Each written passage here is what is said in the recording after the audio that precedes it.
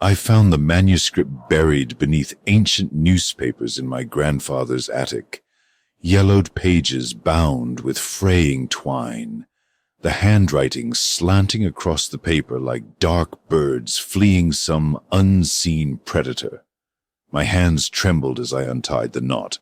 I know not why a sense of dread descended upon me even before I read the first line. Perhaps some primal part of me recognized the malevolence contained within those pages. The journal belonged to a medic who served in the Great War. One doctor, Edmund Blackwood.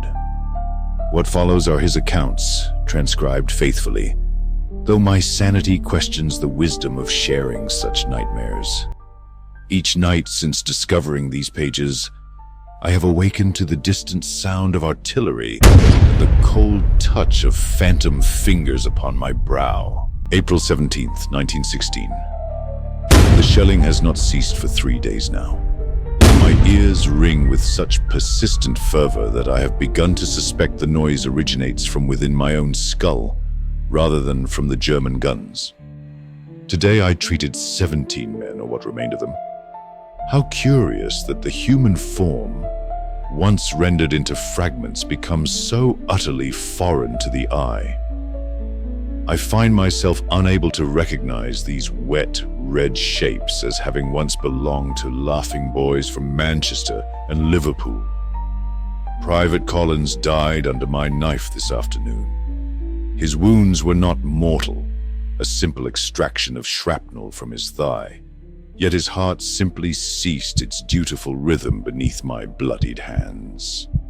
As I pronounced him dead, I witnessed a most peculiar phenomenon. A thin vapor, like morning mist but more luminous, rose from his parted lips and hovered momentarily before the canvas ceiling of our medical tent. I attributed this to exhaustion, to the tricks light plays when one has not slept for 72 hours, until I heard him whispering to me tonight. April 18th, 1916. The voice of Collins persists. At first, merely a susurration beneath the thunder of distant bombardments, but growing clearer with each passing hour. It waits in the hollow, he tells me. It feeds on the fallen. I have inquired discreetly among the other medical officers if they know of a place called the Hollow near our position. Lieutenant Richards mentioned an old quarry between the lines, a depression locals called Le Creux des Armes, the Hollow of Souls. The men avoid speaking of it, he says. Those wounded near it rarely survive, regardless of the severity of their injuries. I have begun documenting the origins of our casualties. An unsettling pattern emerges. April 20th, 1916. Sleep eludes me. When I close my eyes, I see them, not just Collins now, but others, standing in silent formation at the foot of my cot. Their forms shimmer like heat above summer roads, translucent yet unmistakably present. Their eyes hold no accusation, which is somehow more terrifying than if they blamed me for failing to save them. Captain Edwards believes I suffer from battle fatigue. He has suggested I take leave.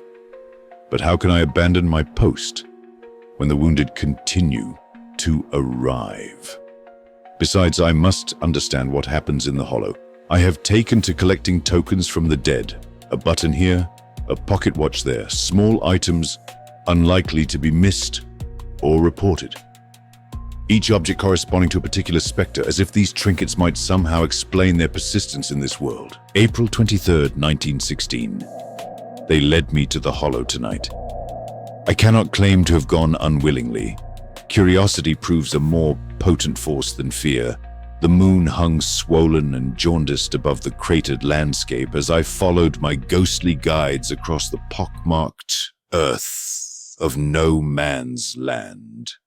The hollow revealed itself as a gaping wound in the earth. A quarry, yes, but also something more ancient. Something waiting. The air within possessed a thickness, as if time itself congealed around this place. The ghosts assembled along its rim, their forms more substantial here than elsewhere. Their voices a cacophony of whispers that somehow formed a singular message within my mind. It has always been here. Wars are fought because it hungers. At the center of the hollow, the ground pulsed subtly, like the rhythm of a massive sleeping heart. I approached, drawn by an irresistible compulsion. The earth beneath my feet grew soft, yielding like flesh beneath a probing finger.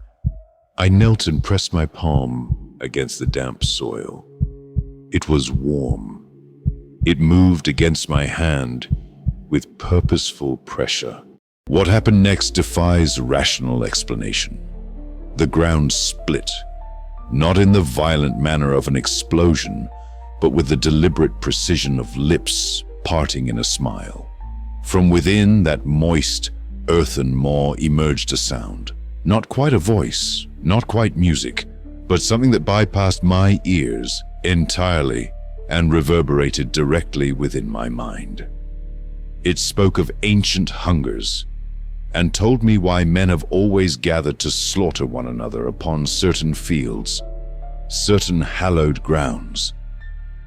It revealed to me that battlefields are not consecrated by the blood spilled upon them, but rather that blood is spilled because these places demand consecration. I fled. Though fled suggests a frantic retreat, when in truth my departure felt like slowly tearing free from the embrace of a lover. Each step away from the hollow required greater effort than the last. The ghosts did not follow. They remained sentinels at the edge of that hungry depression. Not guardians preventing entry, but rather ushers guiding sacrifices toward their destination. April 25th, 1916. They are sending me home. My erratic behavior and deteriorating mental condition have rendered me unfit for service, according to Captain Edwards. Perhaps he is right. Perhaps what I witnessed was nothing more than the hallucination of an overtaxed mind. Yet I cannot explain the soil that cakes the knees of my uniform, nor the low, constant hum that persists in my thoughts, a sound like distant artillery, but more melodic, more inviting. The ghosts stand at attention around my cot as I write these words, their eyes no longer vacant, but filled with something akin to envy. They cannot leave this place. I can, but I now understand that departure is merely an illusion. The hollow has tasted me, and in doing so, has planted something of itself within my being. I shall return to London, to my practice and my family. Yet a part of me, perhaps the most essential part, will remain here, feeding the ancient hunger that dwells in the hollow. War will find me again. It always does. Here the journal entries end, though several pages appear to have been torn from the binding. On the final intact page, written in a hand markedly different from the preceding entries, more frantic, the pen having occasionally torn through the paper, are these words. I hear it calling. Beneath the Thames, beneath the foundations of London itself, I feel the pulse of another hollow. They exist everywhere, these hungry mouths of earth. The ghosts were right. Wars are not fought by nations or for causes. They are elaborate rituals of sacrifice to feed what slumbers beneath. And it is awakening. I close the manuscript, my fingers numb and my throat parched. Outside my window, the evening sky gleams crimson as the sun descends. The same vivid red as the poppies that grow on old battlefields, drinking deep of nutrient-rich soil. I should burn these pages. I know this with absolute certainty.